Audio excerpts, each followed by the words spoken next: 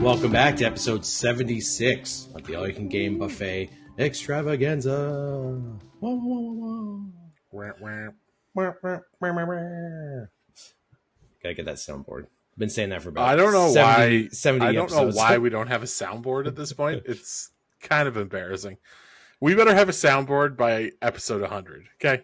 Yeah, episode 100, we'll have a soundboard and a special surprise. A special surprise.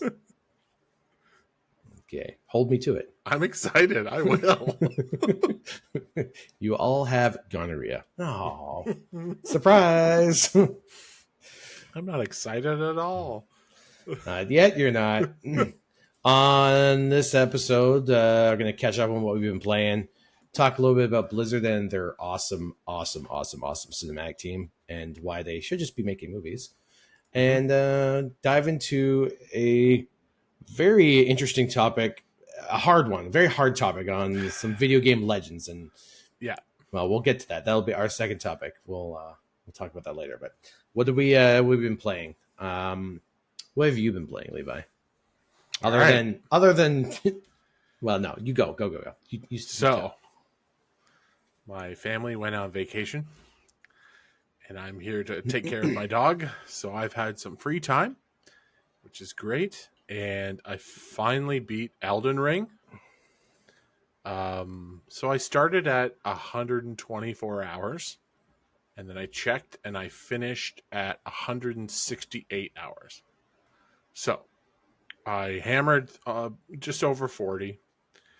And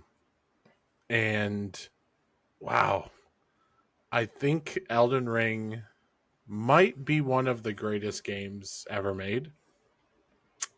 And I don't say that lightly. However, the final fight, I know you're like early, so I don't want to talk about it too much. But the final fight is incredibly cheap. It might be the cheapest thing I've ever experienced. No, that's not fair. Millennia was way cheaper, right? So this game, like I said, the entire DLC is like a game, and it felt like I just went through the craziest 40-ish hours of relentless boss rush nonsense, and it was amazing. Every step of the way was amazing. If the end boss is like Millennia, I might throw my controller through the wall because that boss took me months to pass. So here's the thing. I had made a post in the IGN chat group today about my experience beating this, because I see a lot of things on the internet going like, oh, this DLC is too hard. Firstly, I did not go into the DLC on New Game Plus. That's probably a pretty good starting point, right? So they have not scaled to where you are.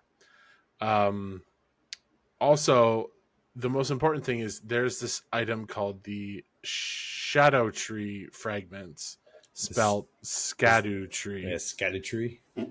Right.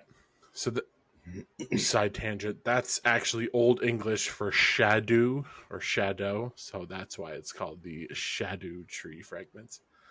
So it is technically Erdtree fragments. That is the fact of the day. Yes, we've all learned something about Old English today. So you have to get those essentially to play this DLC. Don't worry about your level, just get those and do that. And you know, it took me about 40 hours, and you'll find them along the way. And there's maybe 3 or 4 bosses that are particularly challenging, and then the final boss is the worst.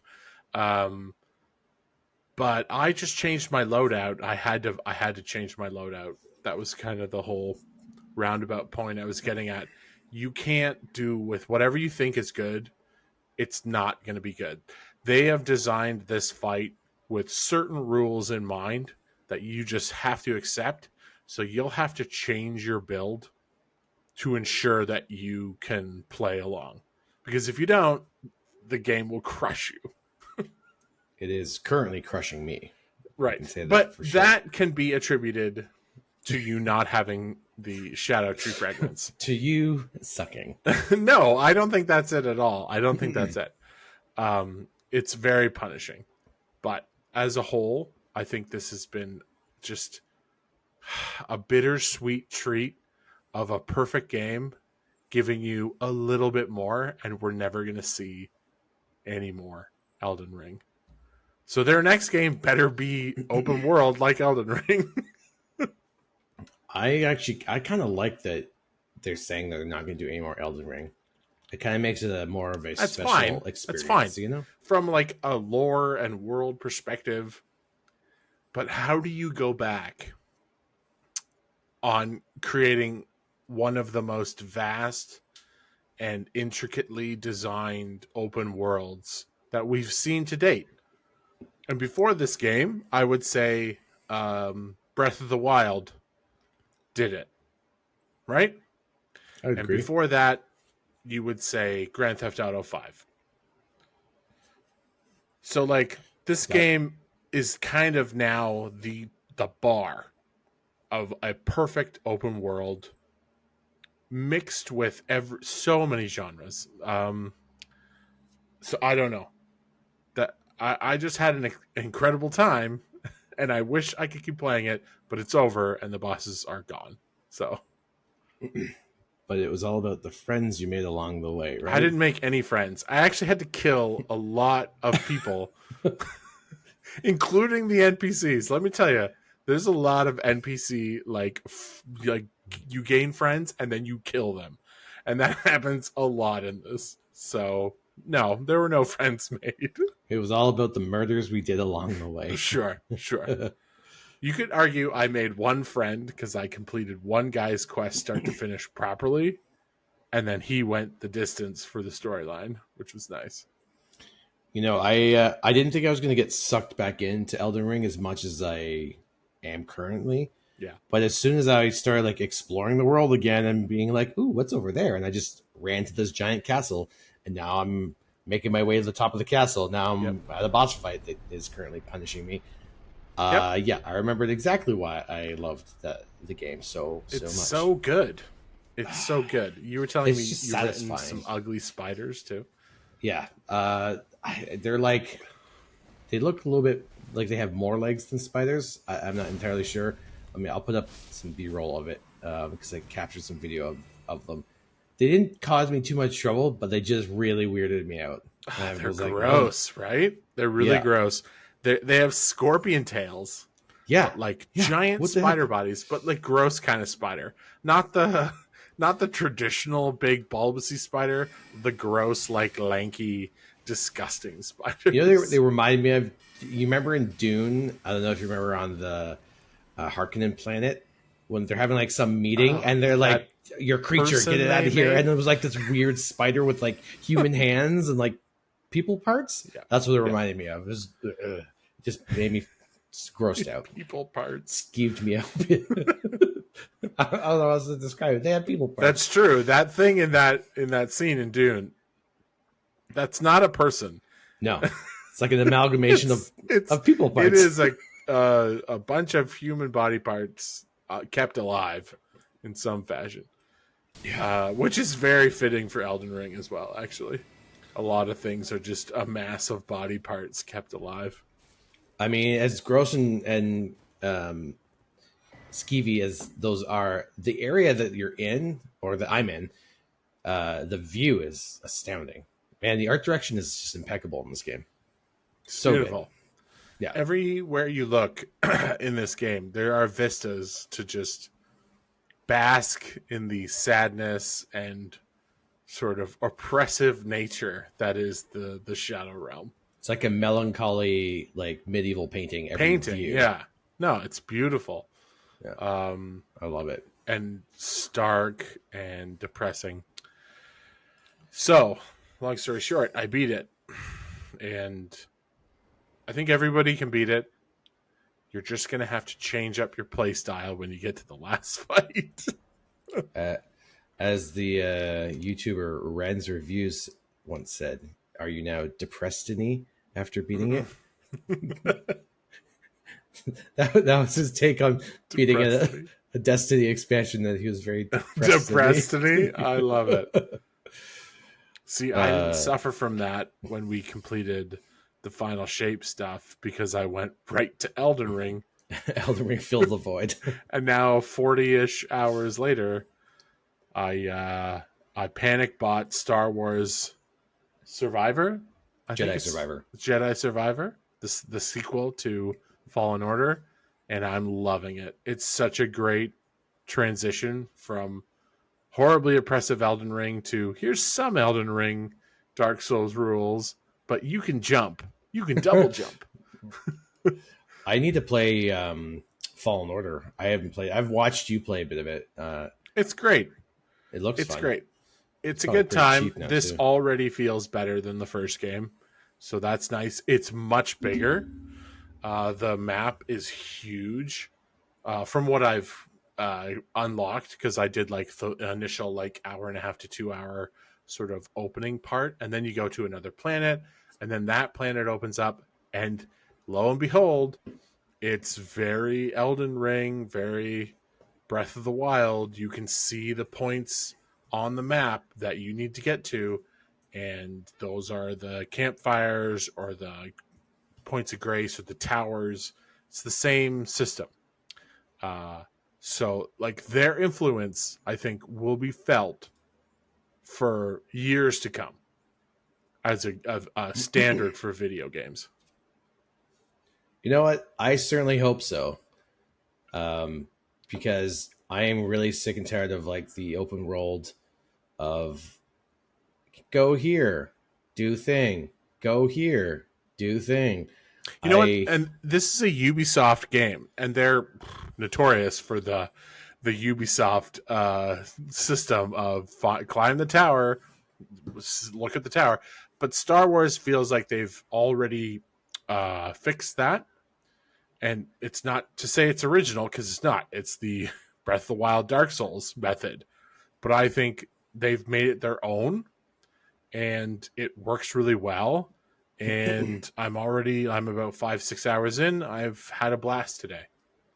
I think the if you circle back to Elden Ring, you can see I guess also Breath of the Wild too, because those are two games that really like allow you to just go on an adventure and go do whatever you want to do in the order you want to do it in.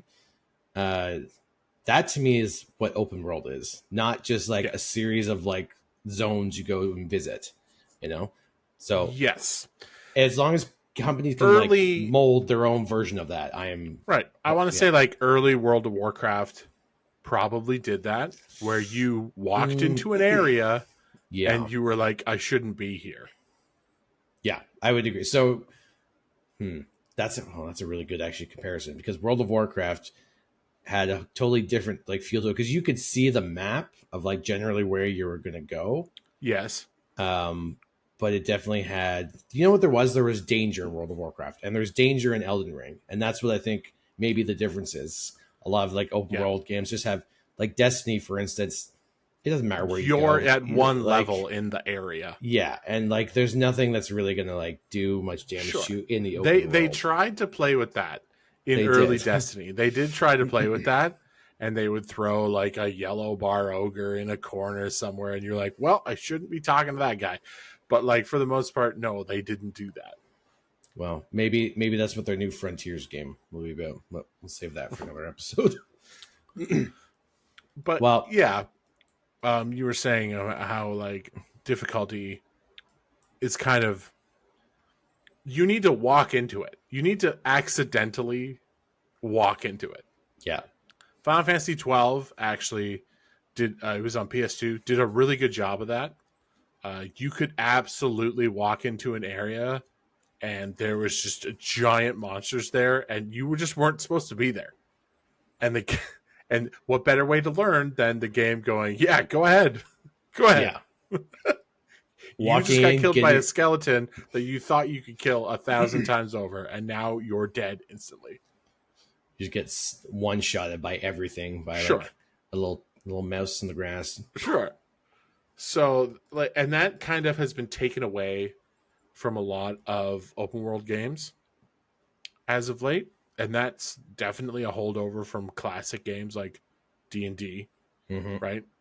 Because a dungeon master would he'd make the area, and you'd go where you wanted to, but deep down, that dungeon master was like, "Oh, you go in that forest, and you are gonna die."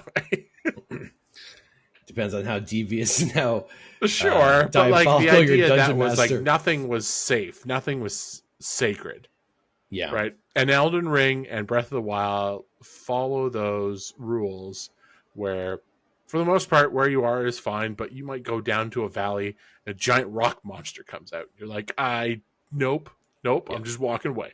Yeah. And that's the freedom that the game gives you. I do love that even like on at level like 207 that I am or whatever I am, a little like tiny skeleton dude, if I'm not paying attention, can still kill me. He will just He'll kill me. Like, yeah, but I can take out most things in one hit, most low level things, right? Everything will wreck you. Yeah. Still maintains the danger throughout, which is nice. Yeah. Keeps you on your toes. And at the same time, it does a very focused, sort of linear boss rush that if you wanted to, you could probably beat the game in 20 hours if you knew what you were doing. And it would just be a series of incredibly intricate bosses. And I don't know, the game can be what it wants to be for everybody. But Elden Ring at this point, I think Elden Ring might be the greatest game currently ever made. Ooh, that's a hot take, son. It is. I don't know if I could. I don't know if I could give that to Elden Ring just because it has benefited from the 45 plus years of video game history. Sure, but we have to talk about like the modern take of like what the greatest game is.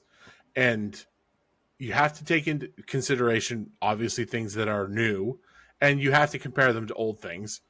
Is Elden Ring better than Mario 3? Yes. Objectively, yes. Is Elden Ring better than Tetris? Yes. Objectively, yes. Do those games have important cultural factors in gaming? Of course.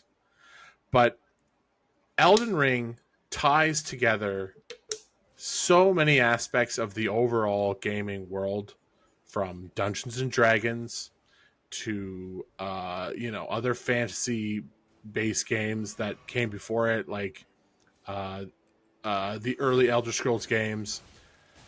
And then they took things like Zelda's Breath of the Wild, which really did break the mold for how an open world can be done, and they still kept it grounded and difficult and rewarding.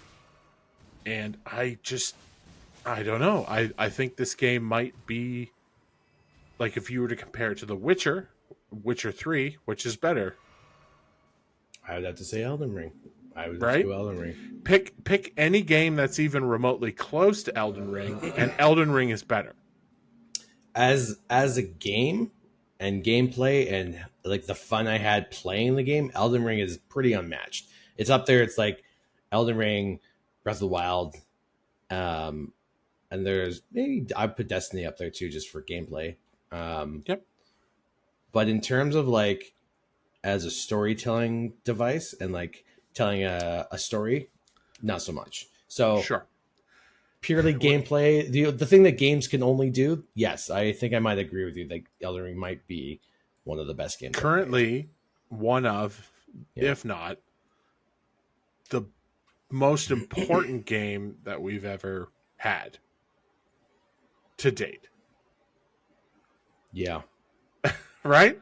Yeah. And I don't know if that's actually like out of control. Pick another game that you love. That's near and dear to your heart. I mean, I have a lot of those. Half-Life, Half-Life 2, Halo 2, Halo 2, Halo 3. Now these are different. These are games that are different genre, but who would have the bigger impact? I think Elden Ring's going to have the bigger impact going in the future. We're going to look back and be like, Halo was fun. It didn't even have ADS. And Elden Ring was like the perfect adventure. It's like harkens back to beautiful the books, the read, what are those books called?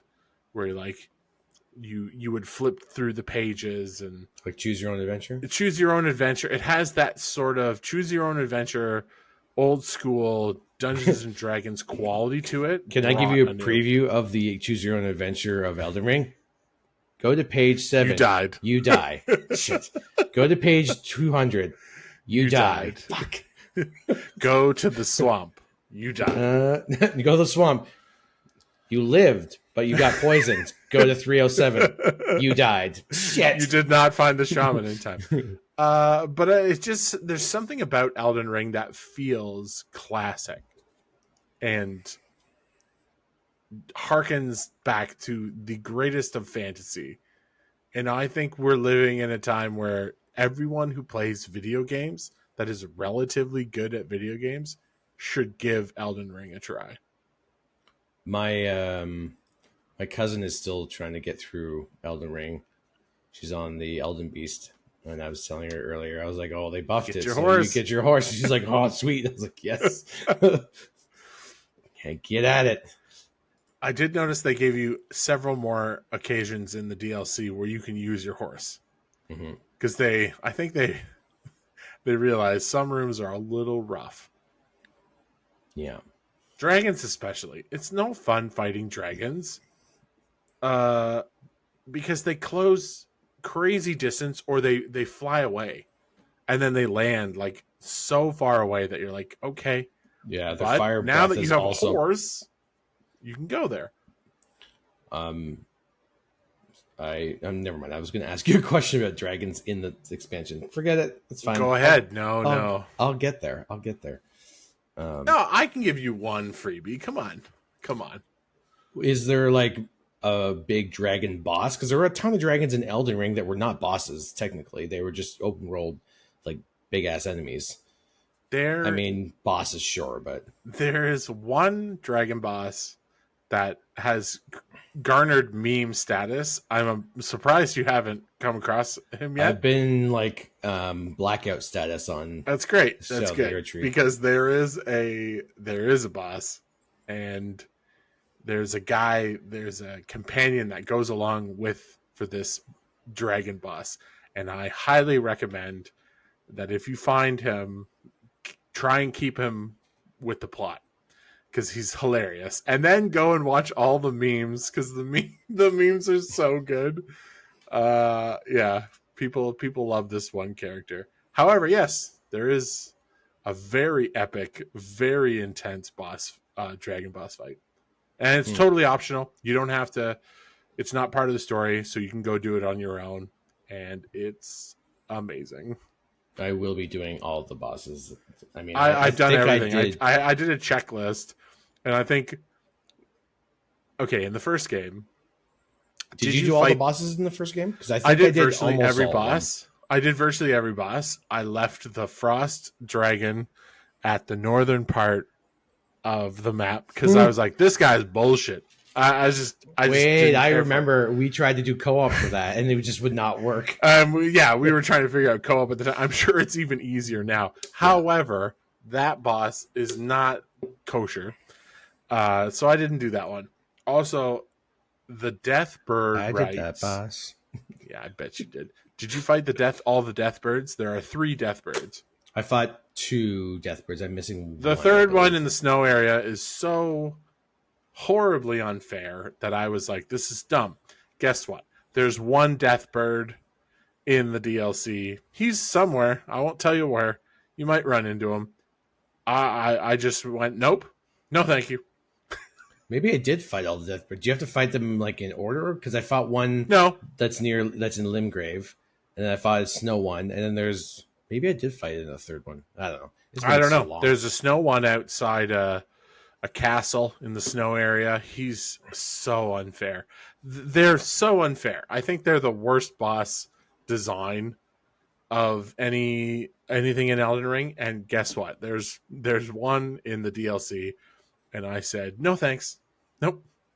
I don't need whatever you're giving me. Whatever item you drop can't possibly help me. It's a mushroom. They give you Yeah, a mushroom. no. So no thanks. Well, okay. Well, in that case, I'm gonna find that death bird, and I'm gonna kick I would the love to shit see out it. of him. Vulgar.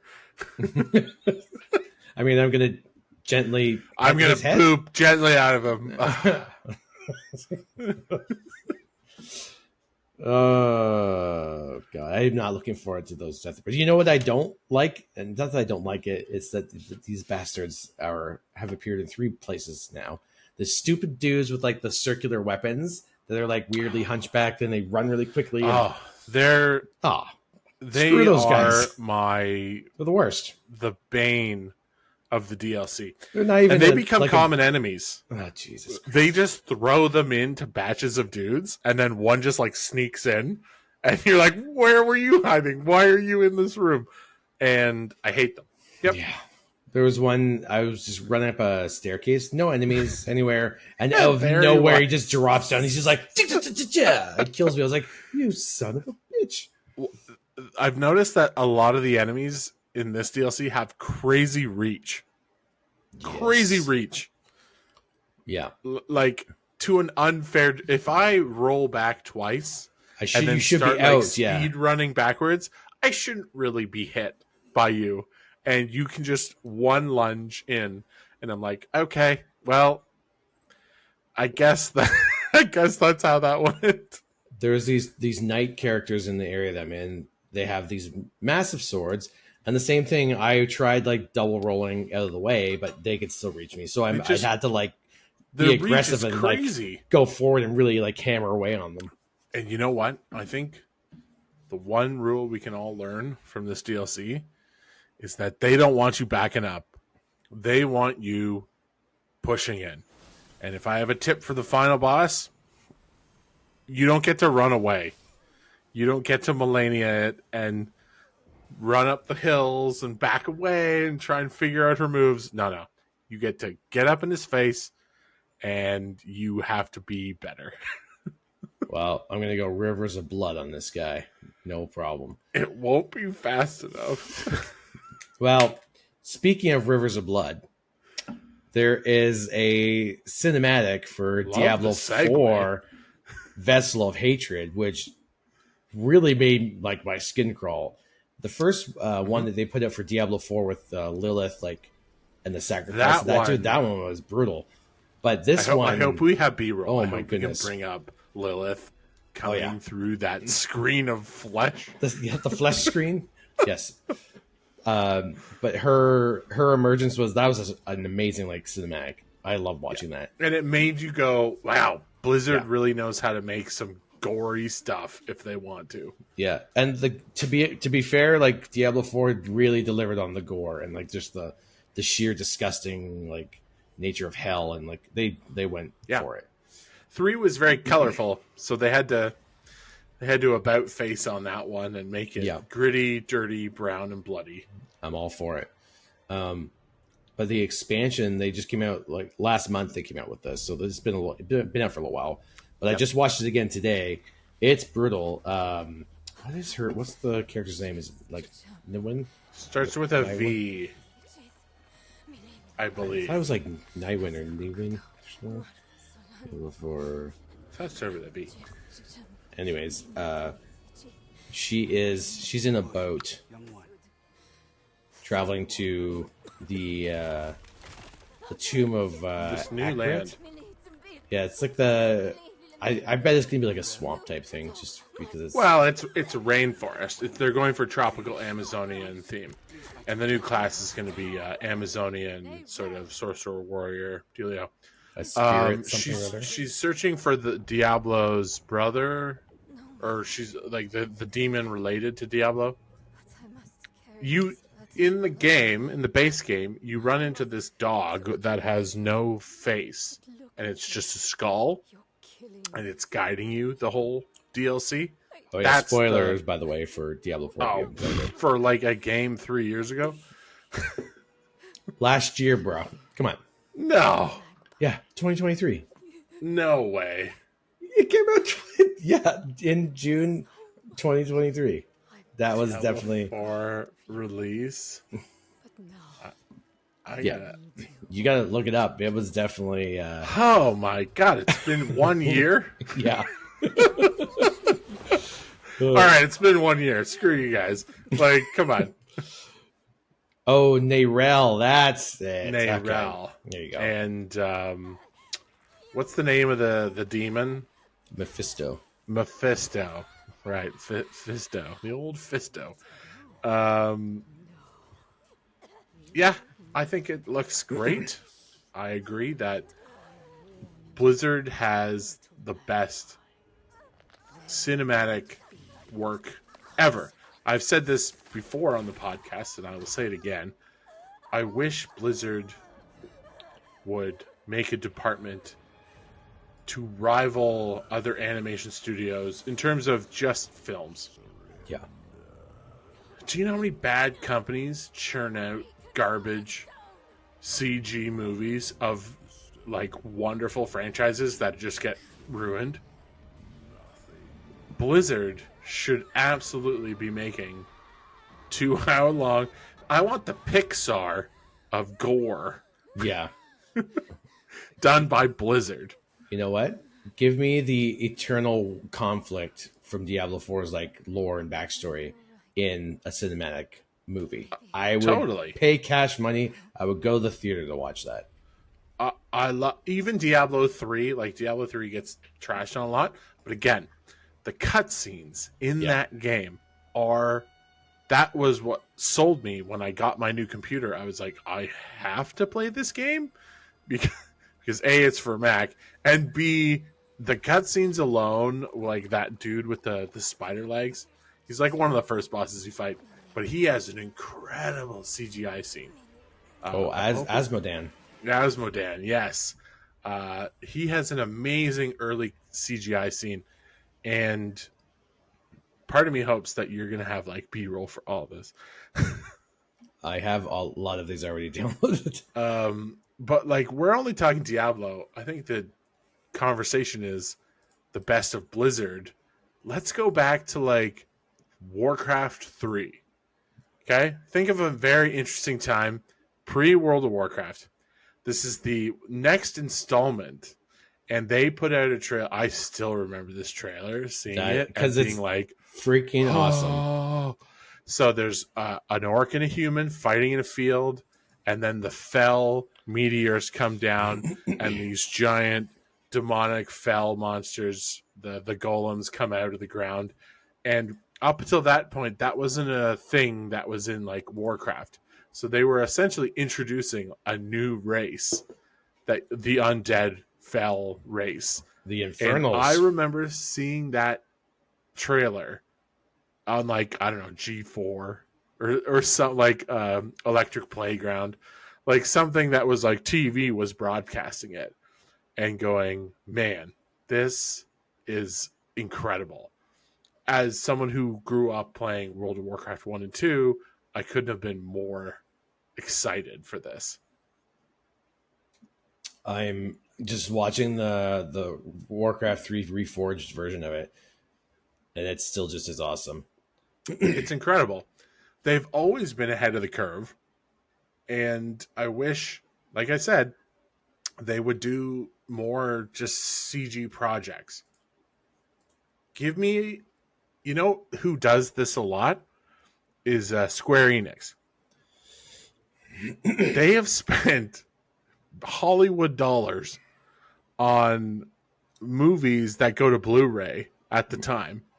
They made whole movies just as a lore side aspect to a game that was going to come out.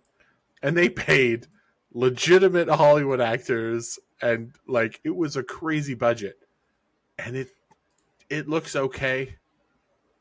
But that was not where I thought you were going with this. It doesn't look great. It doesn't look great. I think Blizzard does a better job in every aspect. I think Blizzard's always been at the head of the forefront of CG animation, facial animation, and making things look realistic and beautiful. And I don't know. I feel like I don't know if they'll ever get into the market. I would love it if they did, but I don't think they ever will. Now, to be clear, I do not want Warcraft related media. I do want Diablo and StarCraft related media because I don't know. They have to redo Warcraft. I actually liked the Warcraft movie, but I know good. I'm in a very small minority there. It's not good. Okay, well, we agree to disagree on that. There are aspects of the we're going to talk about it. There are aspects of that movie that I really like. The props, the set design, the costume design, it's so perfect. It's so on point.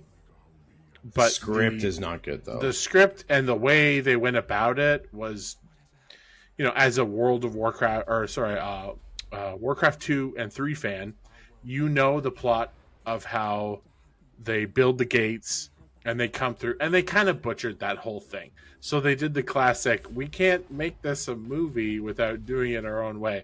And that's where it suffered. It didn't do a very good job.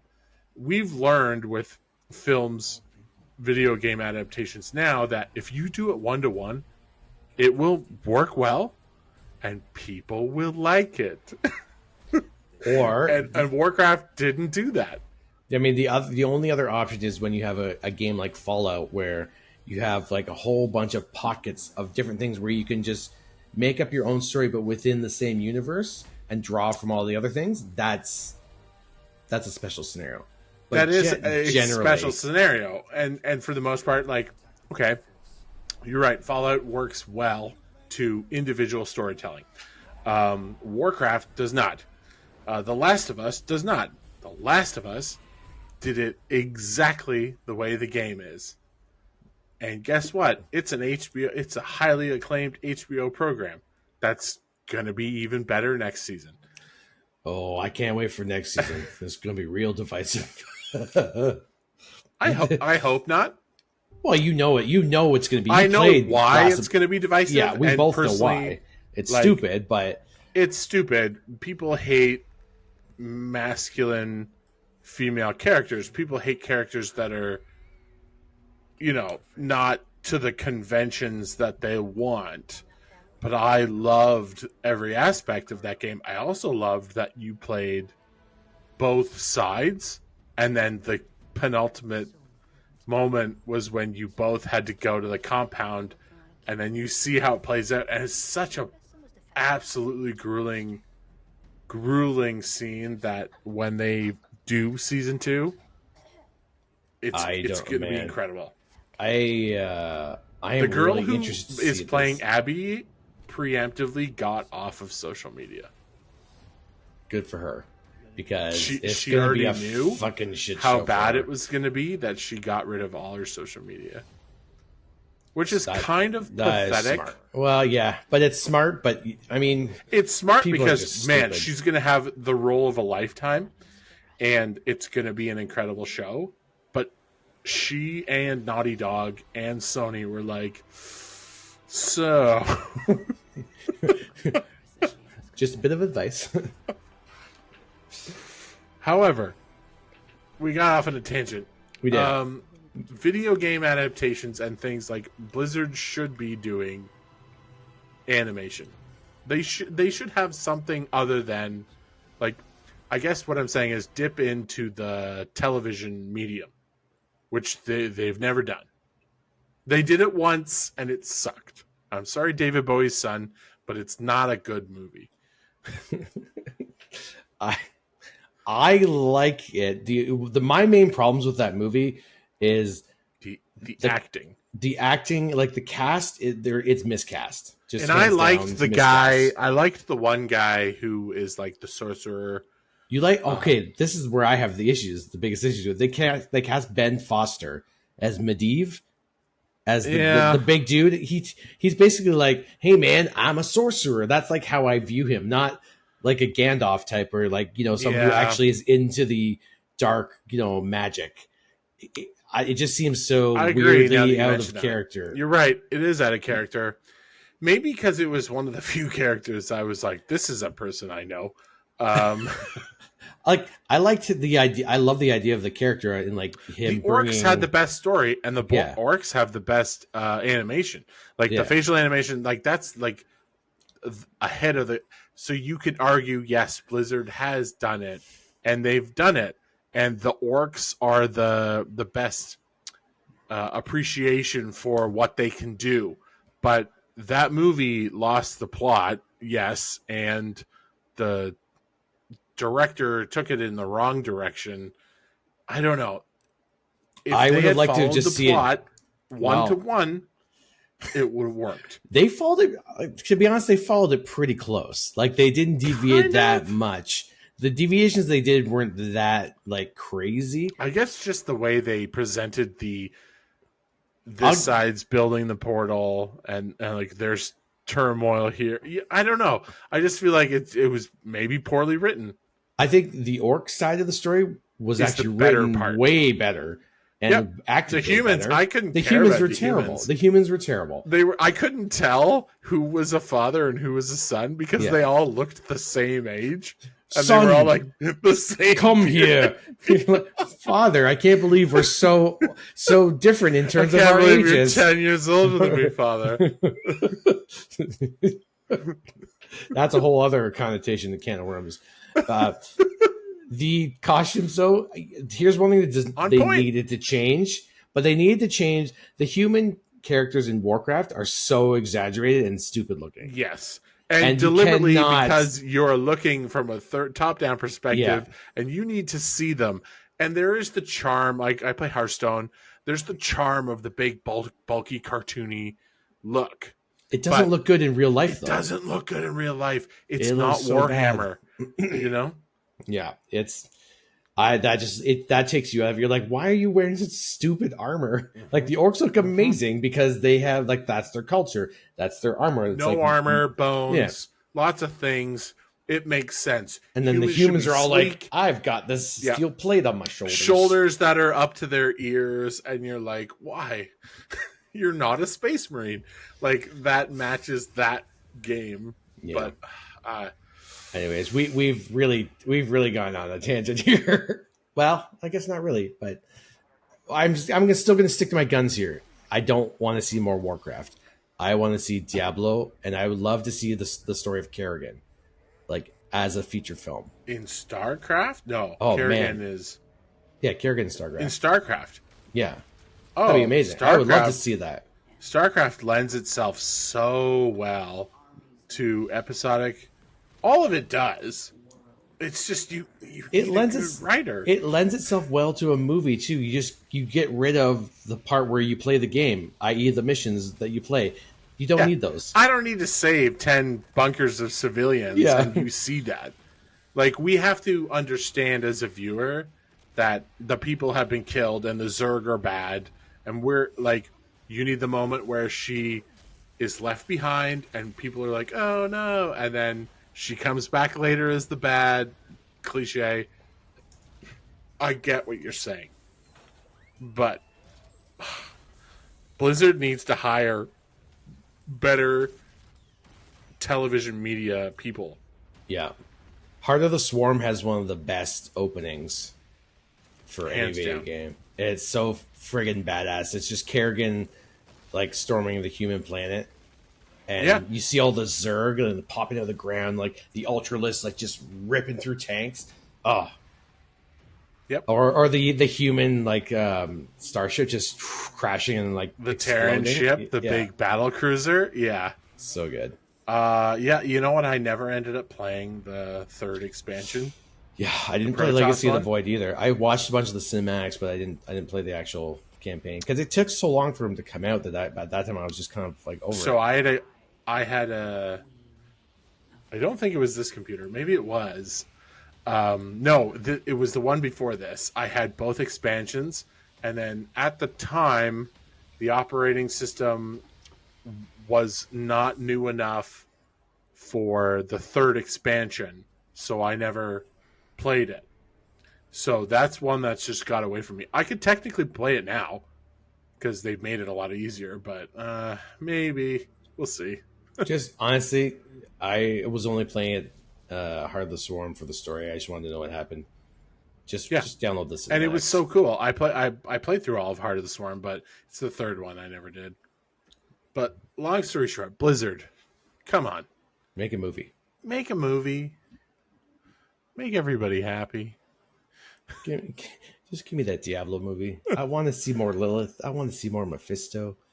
It'd You be know? cool if they took on other IPs, because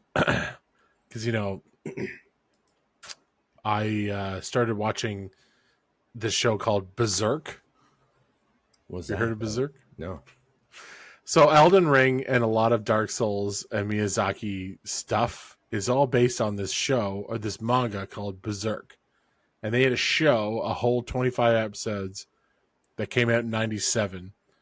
And it is medieval, stark, horrible stuff. And you can see all the influences. I would love it if Blizzard took an IP like that, like Berserk, and made like their own thing. I don't know. It could be interesting. I'd be down for that. That You would should be check awesome. out Berserk. I shall. You'll notice all of the similarities in Elden Ring and Dark Souls that have crept into the influence. Yeah, I agree. They should branch out. I would love to see them take on other genres too. Okay, all right, get them. Come on, off you go. Get a Sorry, buddy. Yeah. Almost. Well, Blizzard, you've heard our plea. Please make me a Diablo movie. All right. We're Now, back. the question of the day is, who is Hold on. okay? Can I I'm holding. preface where this question came from? Okay, yeah. So, rewinding. Preface away. All right. So I was listening to a podcast a little while ago, and they were talking about who is the most important person in the music industry. And one of the names that came up that sort of came as the overall consensus was Rick Rubin. Rick Rubin has experience producing music for virtually every band for the last 50 to 60 years, maybe more.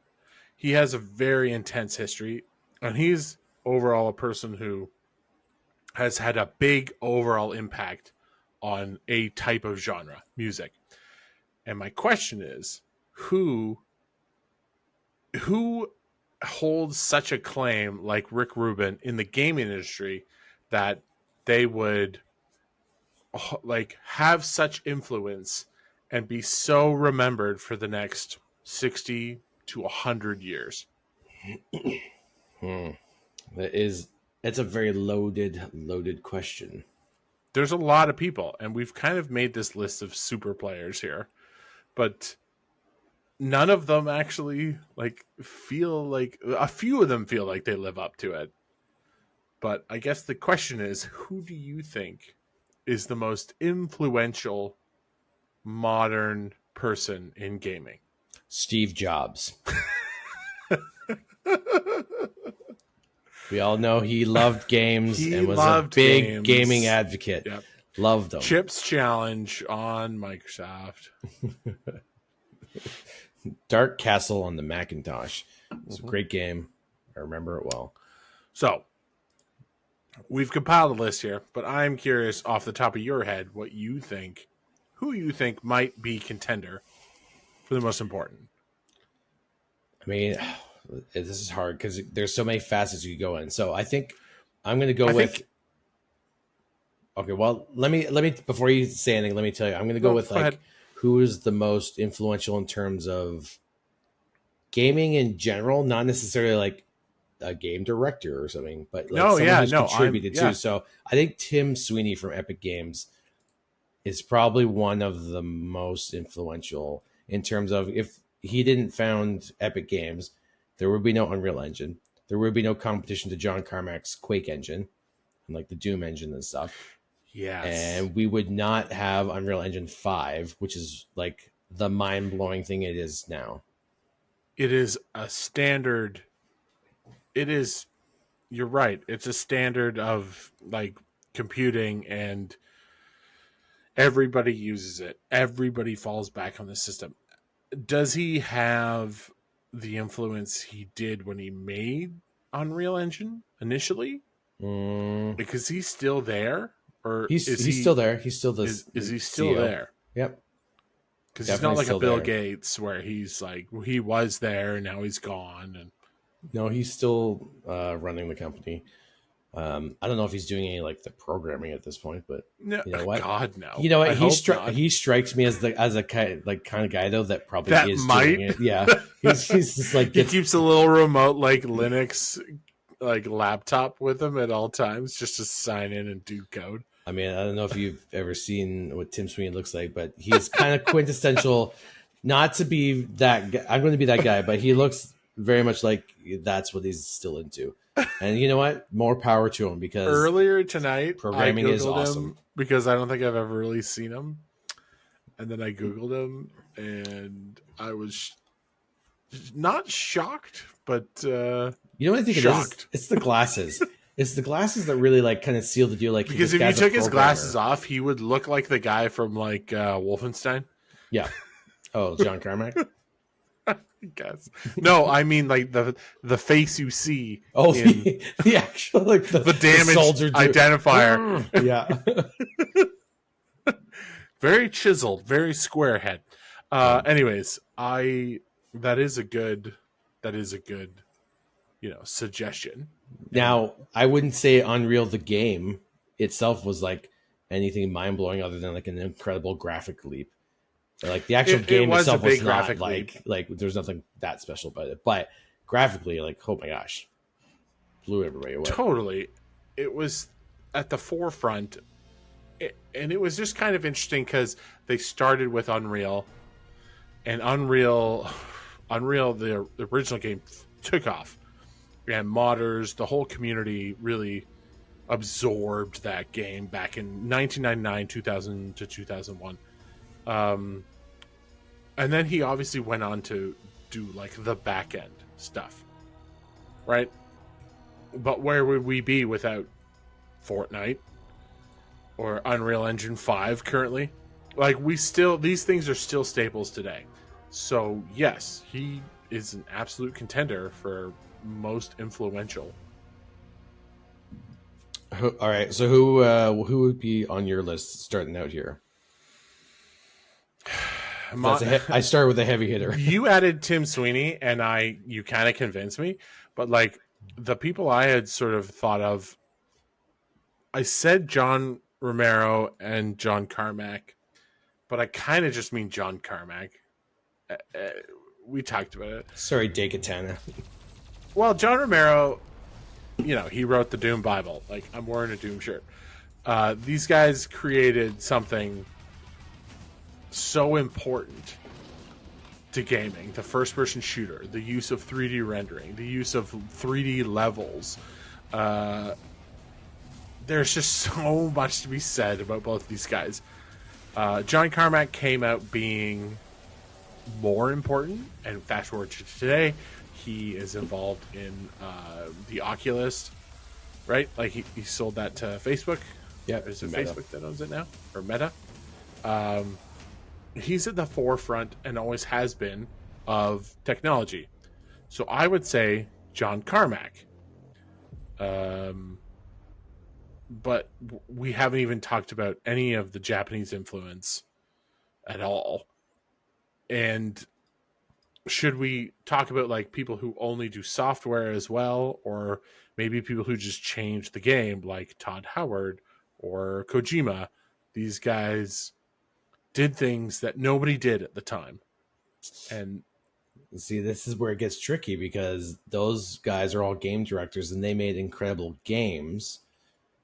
The reason I put Tim Sweeney on this list is because he was a programmer who made this game engine, which then went on to be like crazy influential for all types of games. So I think maybe John Carmack and Tim Sweeney could be put into almost a different category of like What about programming. Shigeru Miyamoto then? I would put Miyamoto definitely Because he on the definitely did all the lattice. programming himself as well. Did he though, or was he? Oh, he was hands on in every aspect in the early days, right?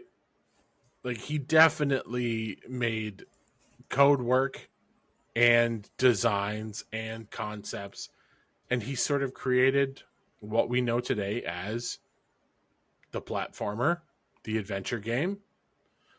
Uh, he just I would put and he him. did it with his own style.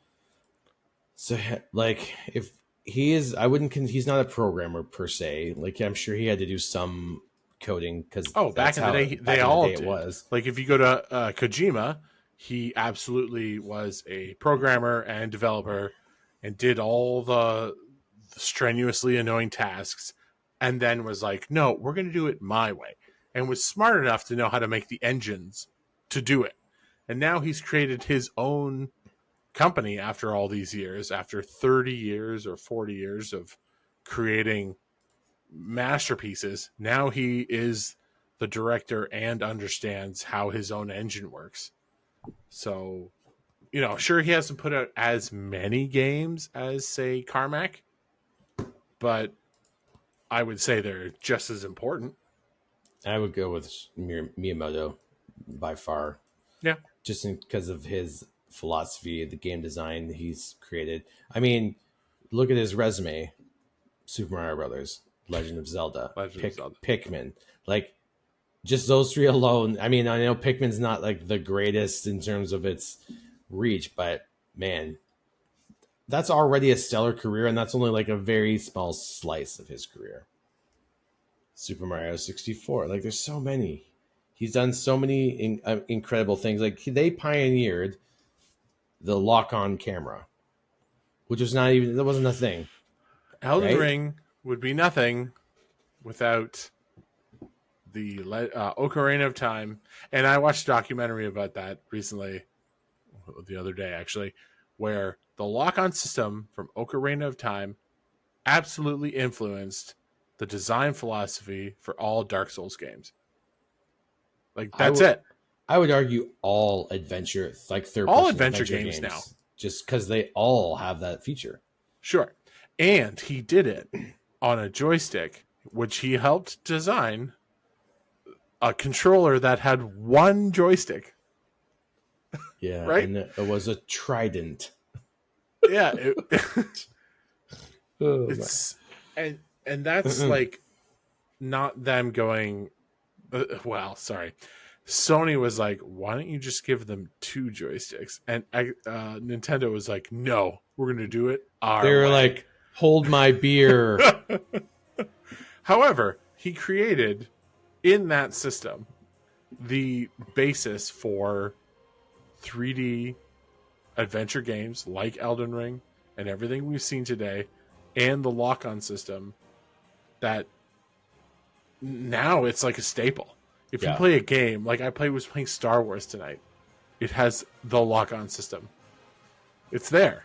I need to put an asterisk. The original PlayStation controllers did not have any analog sticks. No, they didn't. So the DualShock came later. Just, yes, for the people out there who are going to be like, actually. The 10 people that are listening. 10? Wow, that is bold.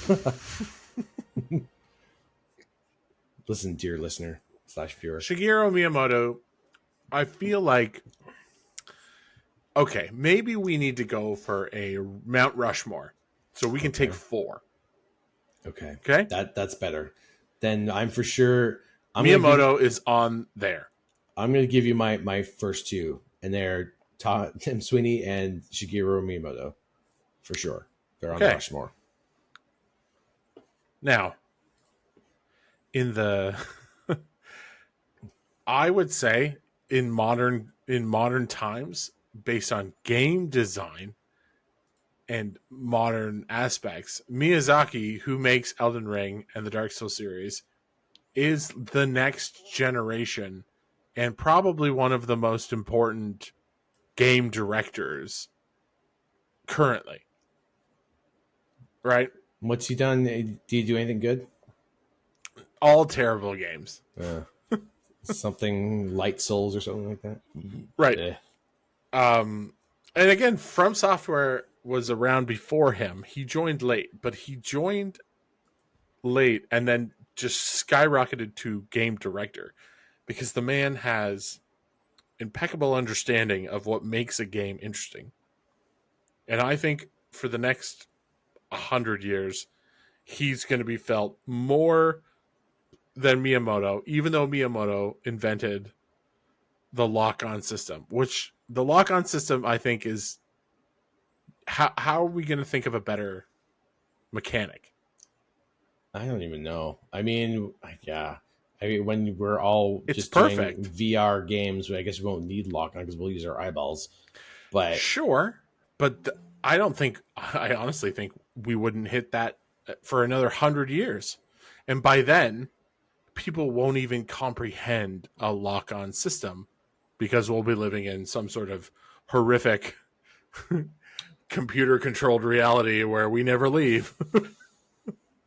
wow, so you're saying Miyazaki is going to be more influential than Miyamoto? I think down the road, I think people will forget that Miyamoto created the lock-on system, and I think Miyazaki is going to be known as the guy who perfected open world RPGs and just sort of the vastness of these games.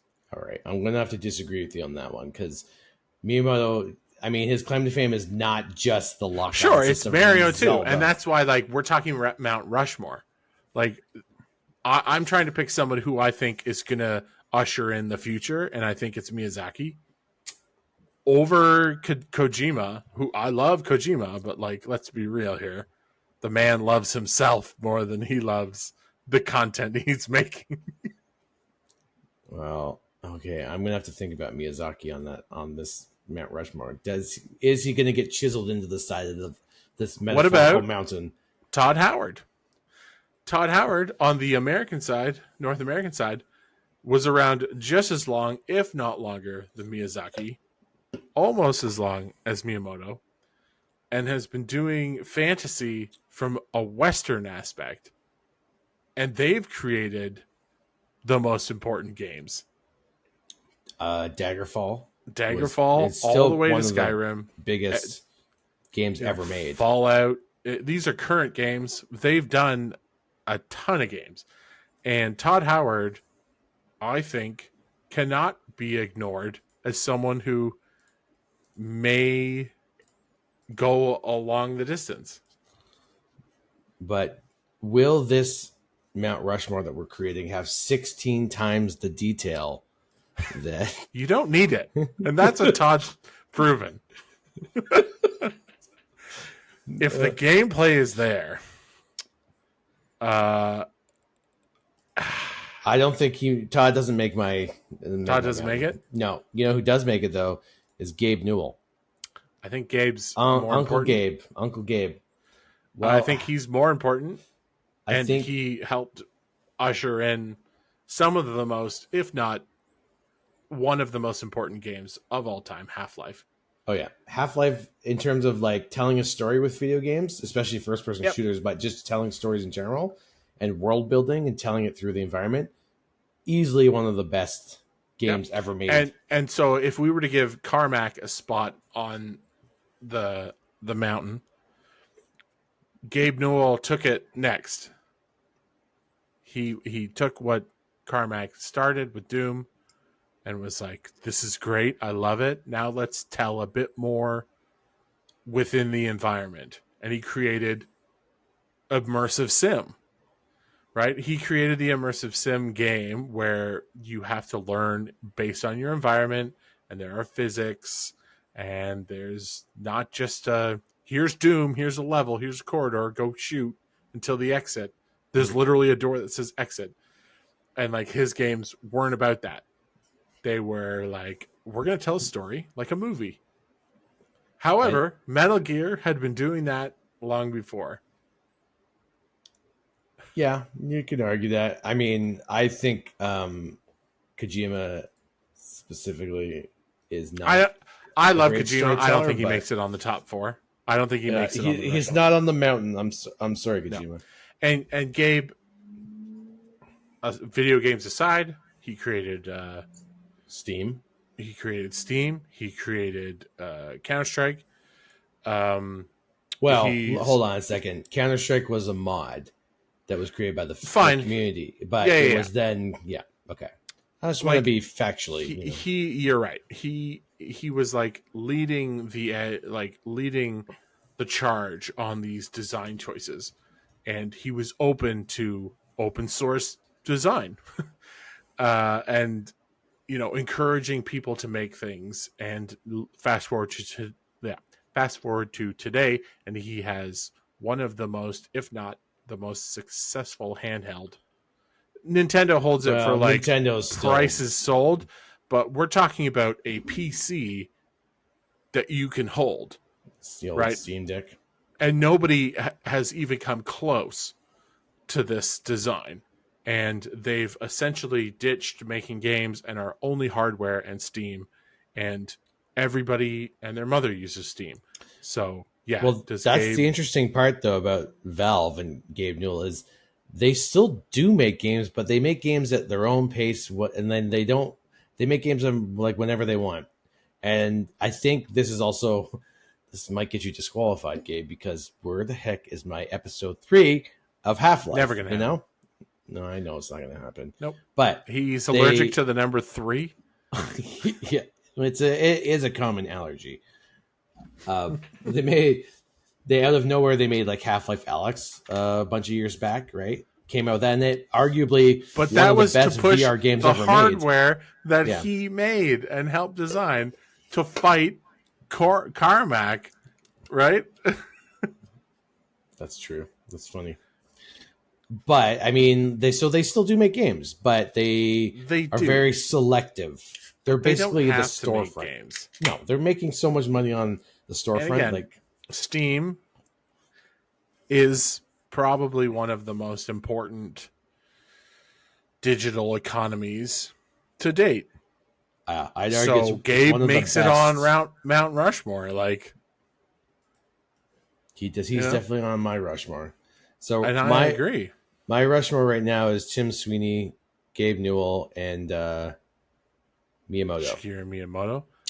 And I have a spot for one more, and I think I might have to go with. So I would have put this guy on here too, but you beat me to the punch because you already had this list going.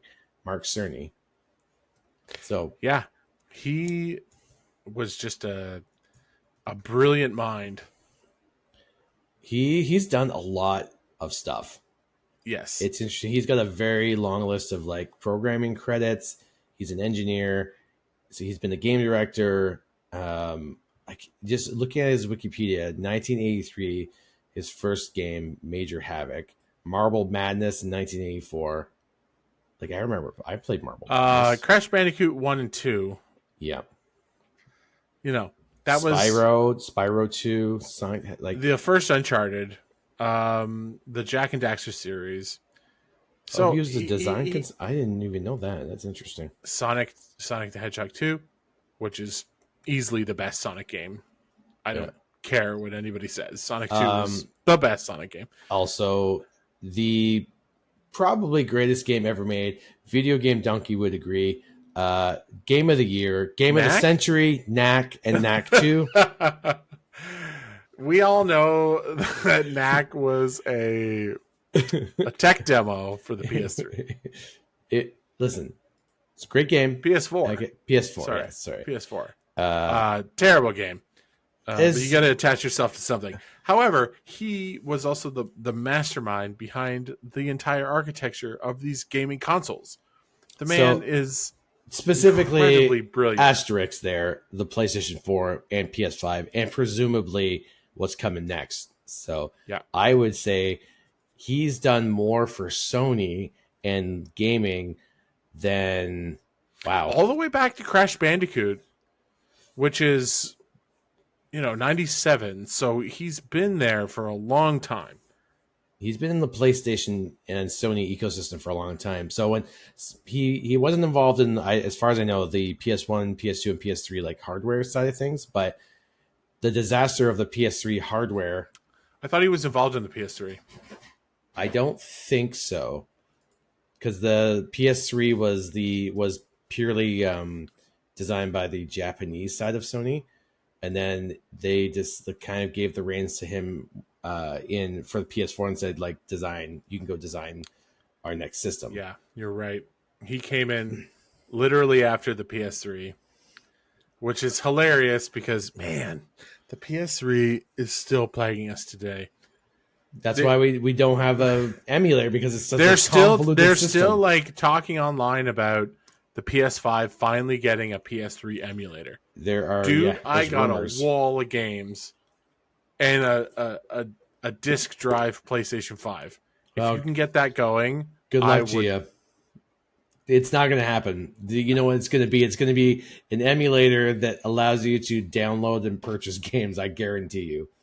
It's not going to be like They're not going to be all Microsoft and be like, put the game in and we'll read it and give you the game. Even though you already paid for it, buy it again. No, I would, in a perfect world, I would love a PS3 emulator because I want to play Oblivion so badly on my PS5, and I do not want to load it on my PS3. And I would love for them to, yeah, well, yeah, it's on Game Pass. You can play it right now. Okay, well, the poors, me, that don't have an Xbox. All right, so they're cheap. You're not making me feel better. In fact, it makes me feel worse. All right, wrapping up here on your Mount Rushmore. Yeah, so my top 4 is Tim Sweeney, Shigeru Miyamoto, Gabe Newell, and Mark Cerny. Those Mark Cerny. Interesting. Yep. So a lot of North Americans in there. There are. There are. If we're picking our own. Yeah, I say we pick our own because I don't think we're going to agree 100% here. John Carmack for me. Mm-hmm. I'm literally wearing a Doom shirt. I think he has an incredible amount of influence and is a brilliant man. Shigeru Miyamoto. I'm sorry, we wouldn't be anywhere without Zelda or Mario. Yep. And then it's going to get a little iffy. I think Gabe is another one that you can't deny. He is probably one of the most important guys. I'm not going to go with Tim Sweeney just because I'm going to trade him for Miyazaki, because I actually think Miyazaki is the modern day most important game designer. Again, I'm not even talking about. I'm talking about strictly about the games. Like, yes, all these guys are software based, but we have to pick somebody who can be at the forefront. We don't know what he's going to do ahead in his career or how many more games he's going to make, but every game he's made so far has been so much more important every time. So I'm giving it to Miyazaki to go forward. I think Graham would approve of your decision. He's being chiseled right now into stone onto your Mount Rushmore. It's now called Mount Game More. Mount Game More. Mount Game Mount More. Rush Game. Rush to go to Mount Game More. That's the new saying. I like it. All the kids are saying it these days. That's what all the kids are saying. No cap, bro. Right? Yes? Okay. Keep it down, Amara. I know you heard that.